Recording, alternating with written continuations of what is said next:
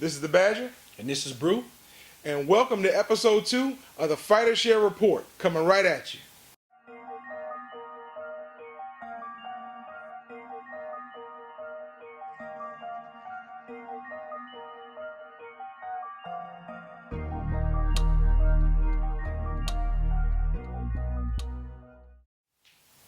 Welcome back to the Fighter Share Report. This is round 1. Tell it. Tell it, yeah. And what we're going to do is just recap an exciting weekend in combat sports. We had two big promotions. Well, one big promotion, the UFC, on Saturday night. And then boxing had 2 cards, one on Showtime, one on HBO. This is going to congratulate the winners. I want to give a shot to Tony Superbad Harrison. Did his thing against Fernando Guerrero. Good job, brother. Also, Action Douglas. Antoine Action Douglas fought against a guy from Russia who was half his size and height. And just, he didn't show up. But the kid is still a rising star in the 54 division, so hopefully Douglas will get another crack at it. But good job to his contender, to the guy that went there and did what he had to do. Great job, and that's what it's all about, is boxing.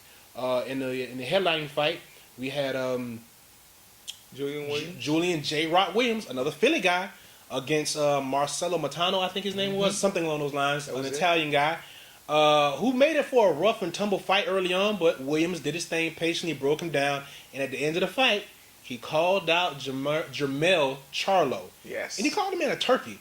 Yeah. Vintage 1970s talk, I would assume.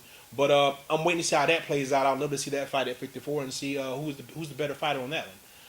HBO had a card. Saddam Ali versus Jesse Vargas. Good fight. Congratulations to Jesse Vargas. Did his thing. Pretty fundamentally based fighter. 1-2-1-2.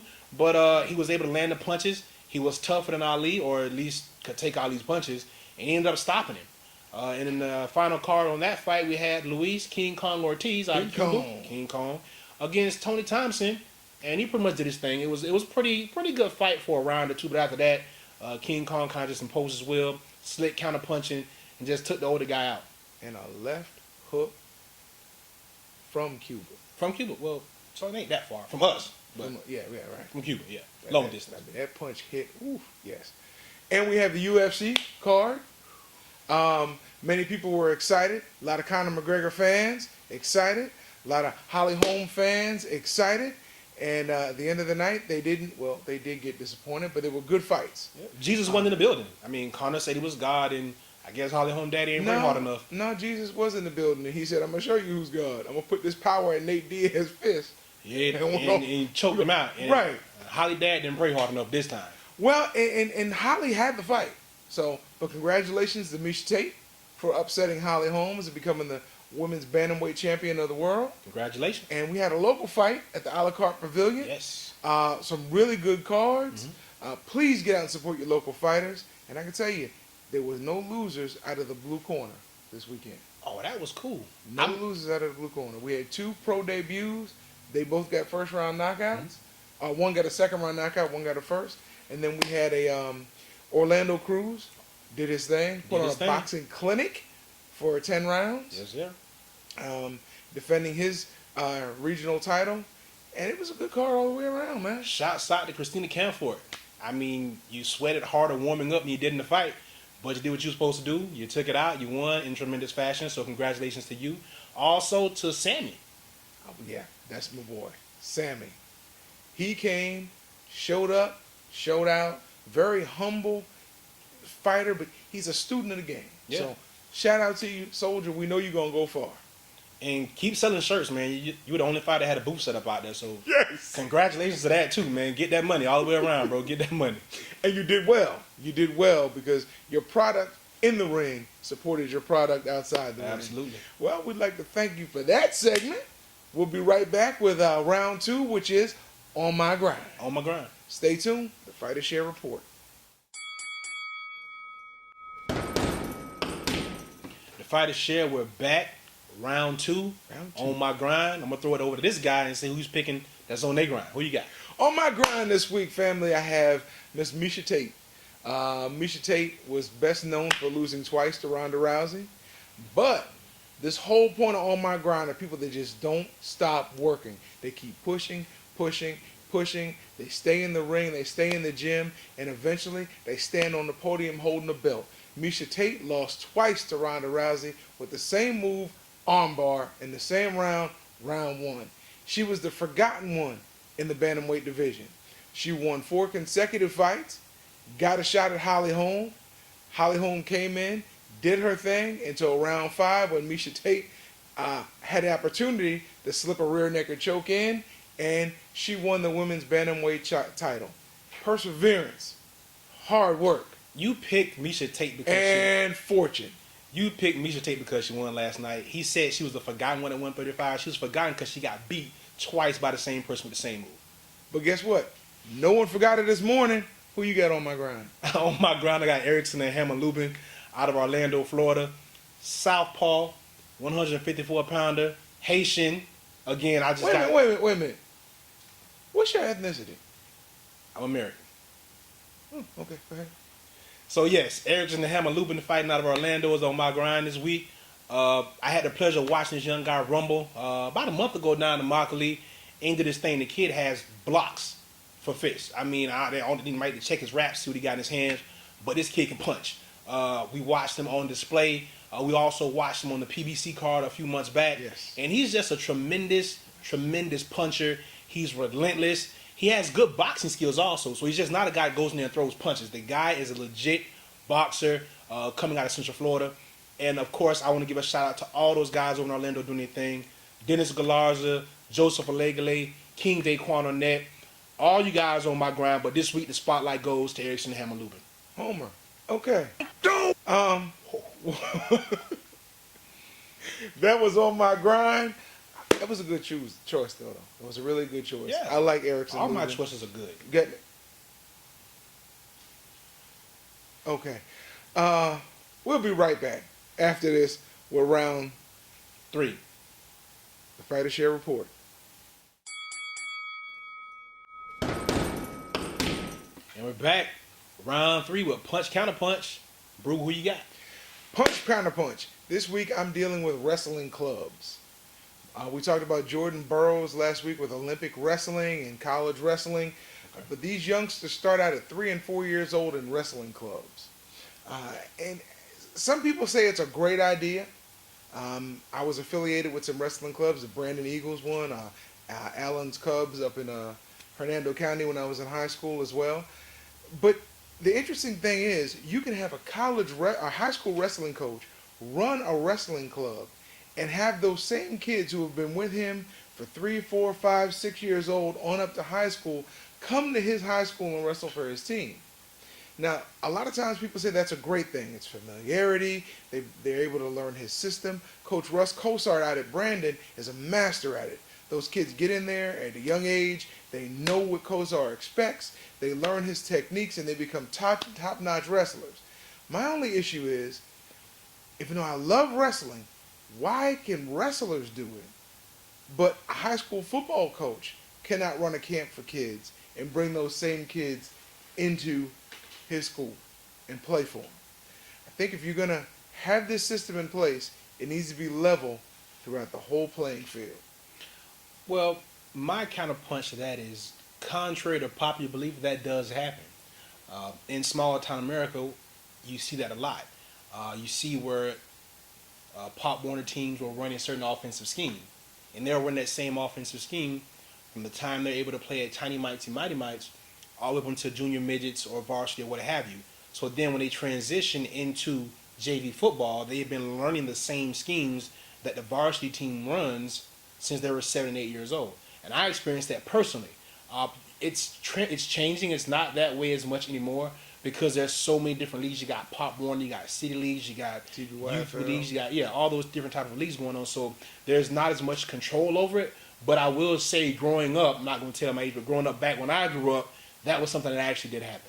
I mean, it was something that I came through, Little League, junior high, high school. You do run the same, but it's a little different than when you have these kids who are so connected to these high school coaches. It's not just running a system. It's running camps that run almost year-round. And they become so integrated into these coaches, their mindsets, that by the time they get to high school, the kids know what the coaches are thinking, really before the coach says anything. So if football players were able to do this, would that not give a high school a better advantage? I mean, would that not be a better opportunity to work with these kids at a younger age and bring them through your system personally instead of teaching your system to other coaches to do? Yeah, I agree.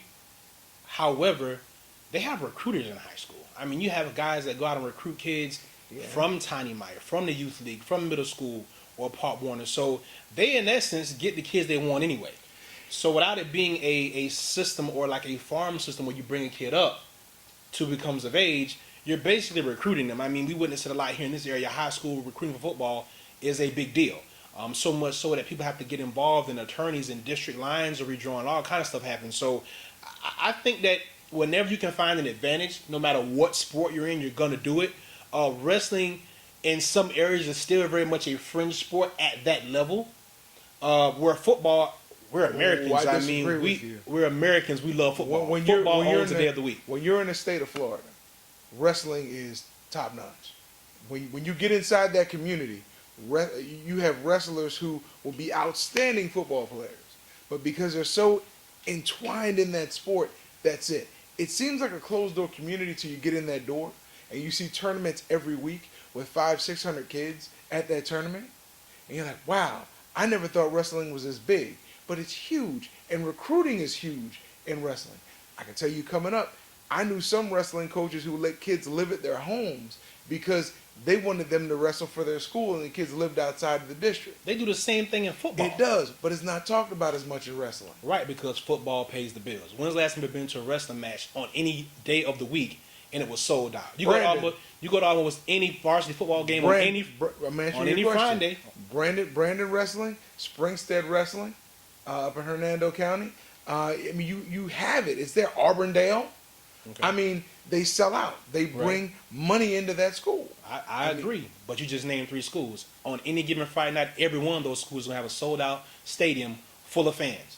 So, to me, dollars talk. Football matters a little bit more because we're Americans. We love football. I love wrestling. No, Americans love baseball. Get it right. Your punch? Maybe. My punch. I want to talk about the perception of how we look at Floyd Mayweather and Conor McGregor. Both of these guys were at the top of their game. Both of these guys are stars of their sport. I just feel like, to a degree, even though McGregor lost the other day, that he already had a built-in excuse by him going up weight classes. And I tip my hat to him. It took a lot of moxie, a lot of gusto, a lot of cojones, so to speak, to say, hey, I'm going to abandon my traditional weight class and make a big jump. Well, you saw it happen. Some people call that brave. I call it not smart.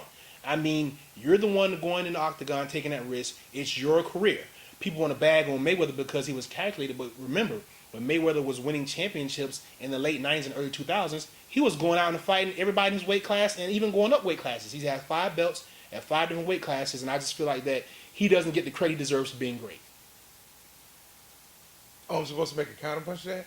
I actually kind of agree with you, except for the fact that this goes back to your point last week about we need to have one unified governing body in boxing, because we have really one unified governing body in the MMA. And don't get it twisted, the UFC is up here, everybody else is trying to climb. Because of that, McGregor was made to be this super 147 guy, Superman. Wears the suit, looks classy, tattooed in the ring, can bust anybody up. Called himself the best in the world. A god. Called himself a god. Thank you, Jesus. You see what happened again. Somebody else Dana White built up. Go fight Dos Santos. Okay, well, he got hurt. Now you got to fight Nate Diaz. Who's nuts. And he is. But you see what happens when you build somebody up and you believe your own hype. So I give him credit for stepping up. I do, because you can't call yourself the best in the world. You can't call yourself the best pound for pound if you're not willing to go reach out there a little bit. And he only went up to what? 170. 170. I mean, yeah, that might have been stupid because it's 23 pounds above your normal weight. Right. But they said he weighed in close to 170. I agree with the whole point of being brave. But last time I checked, being brave doesn't make you smart. It's kind of like in combat sports. He's a tough guy.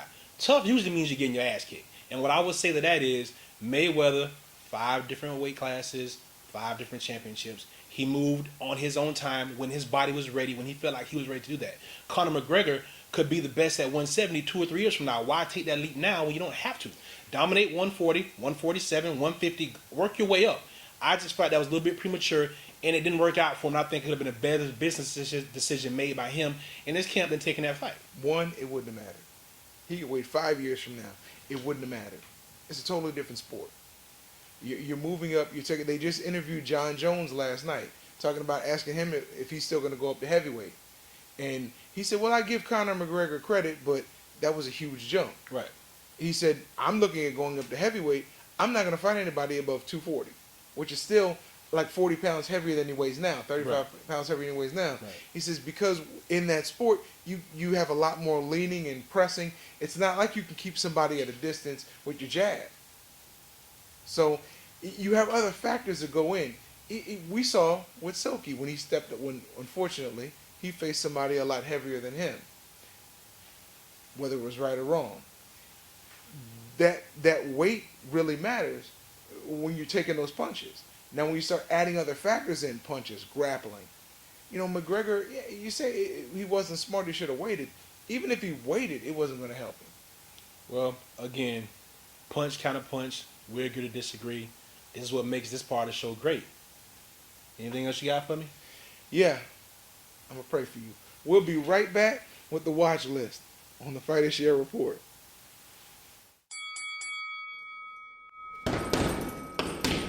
Welcome back. This is one of my favorite segments. Watch list. Who you got? On my watch list, I got Darion Caldwell. Who? Darion, 2 R's, Caldwell, 2 L's, 3 L's, Bellator MMA fighter. 5'10", 135 pounds. If you haven't seen him, just go to YouTube and pull up Darion Caldwell last fight. I think it was Friday. He actually slammed the former champ and top contender on his neck. I thought he almost killed the guy. But what's interesting about Caldwell, he's 5'10", fighting at 135. Yeah. The guy he was fighting was probably about 5'5". This is going to be a distinct advantage for this young man going forward. He's a former Division I wrestling champion. Wrestling. 28 years old. He is a beast. He's relentless. He looks like Cisco. He got the whole peroxide thing going. I don't know what's going on with these kids and his blonde hair, but that's what he's doing. But the guy's a tremendous fighter. Everybody in Bellator is going nuts about him. It'll be interesting to see if he conquers over in Bellator, when or if he decides to go to UFC, what's going to happen there. But the guy is a tremendous talent. He's an athlete, and he is aggressive. So if you get a chance, check out Darion Caldwell. He's on my watch list. Good job. Thank you for showing me that video, by the way. It was impressive. It is impressive. My watch list, I have Sammy Hurricane Valentin. He's a homer. Anyways, he can fight. He's good. He's a very good student of the game. Their whole process, everything is planned out to the T. He gets in, and his whole motive is execution. He's 21 years old, turned pro 2 years ago, 6-0, 5 KOs. Dropped the dude this last Friday at the a la carte pavilion. Sammy is someone to look for. He's looking at getting 5 fights for the remainder of this year. 5 more fights. Got to stay busy, man. He's a hurricane, Ooh, right? He's hurricane season, right? Almost. And he's phenomenal. Good jab. Okay. Really good footwork. Really good footwork. Never out of position. So, and his trainers are really working with him. I mean, he's a very, very good prospect. Silky told me to watch him, and I talked to him before and after the fight. Sammy Hurricane Valentin. Very good guy. Yeah, I was impressed. I watched the kid go. Very fundamentally sound. He stays poised. He does stay behind that jab. Yes. And more importantly, he sells a lot of T-shirts. I saw, again, I keep talking about the table he had. He was the only fighter that had a table out there, had all the little tents and everything, had girls walking around with his shirts on. Sammy, I'm with you, bro. You got to be an entrepreneur in this business. You can't just fight to get a check. It's bigger than that. Market yourself, brand yourself, keep doing your thing, kid, and we'll see you at the top. And I love the biker vest that led him out to the ring. The guys with the vest on, with the logos, it was tight. It was really, Sammy, you on your way, man. We're going to be watching you. Y'all should watch him. This is not Sons of Anarchy. You do not get cool points for wearing biker vests. Oh, he this did. Is not. This is those not. biker vests were cool. They were cool. I'm sorry, maybe you like the little girls in the t-shirts, but those biker vests. Yeah, were I good. do. I did too, but the biker vests were also good. Did they have on t-shirts on the biker vest? Like, was it leather on nipples, or did they have on actual shirts under the vest? See, these things you have to ask. You just can't say, I like a dude in the vest. That's just... We'll be right back with the wrap-up, and pray for him, please. The Fighter Share Report.